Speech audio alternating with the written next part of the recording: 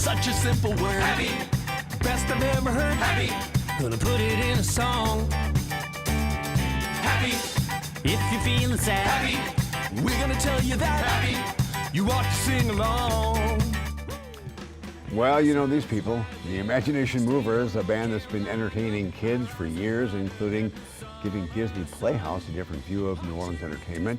In the early 2000s, it was music like this that got your child ready for school or whatever.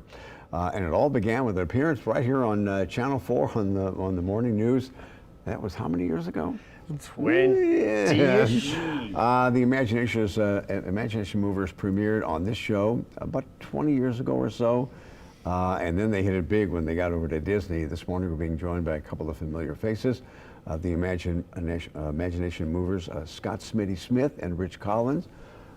They're stopping by. You got a performance coming up at Tipatina's. And I was asking you guys, you know, when you do a show at Tipatina's, it's for a crowd that's, what is it, 18, 21 or over or whatever? Yeah, this is our first ever 18 and up show. Yep. And the concept is inspired by a performance we did at Lollapalooza last year. Yeah. Where we got out there ready to rock and the entire crowd was literally college kids and up.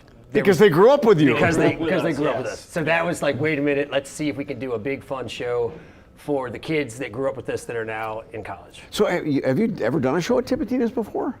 No. No. Well, that's amazing. I have not. I've seen a million shows at Tips. This is a huge thing for me because, you know, Tips is like a hallowed hall of music, and to be able to perform there is just it's a gift. And sure. when you do a show for an older crowd, I mean, a Tip show, do you rock a little harder? Do you get a little bluer? I mean, you're already blue, but yeah. Very good. Well, you know, it's funny. That was like a joke online. People say, "Oh, are we going to say curse words?" So, probably not. We don't really say curse words that often in our normal life. But no. Oh, sure. It's really, the truth is, this is going to be the same show we always do. It's what we did at Lollapalooza. The show has always been designed to be really fun for anybody. It's not really just for a youngster. So we're going to have the smoking cannons and the flying toilet paper and the guitar solos, the whole bit. It's just going to be the confetti. Yeah. It's just a big show. And I mean, years ago, you brought your kids on the show one time. Yes. How old are your kids now? Oh, God. So, yeah, they're all in their, well, no, they're not all, but many of them are in their 20s. Isn't that unbelievable? They're adults. Yeah. They have I was jobs. late to the game, though, so I've got an 11-year-old. I'm still in it. There you go. Still in the fight. All right. Well, But you're right, there was like a lot of 2-year-olds running around this floor. And how many songs have you guys written, and what did Disney do for you that really changed your lives? I think we have 200 songs-ish. 200 plus, and easily. This is all leading up to this spring is the release of our 11th album. It's called Blue Skies. We're going to play a new song from that album coming up on Friday night. But you know, the Disney experience obviously transformed what was this growing kind of indie band into a global brand. I mean, we were in 55 countries. We still are available around the world on Disney Plus streaming. So when we go travel, like we're heading out of the country in March, there's new fans. There's little kids that come and show up. You know. Yeah, and also post Katrina,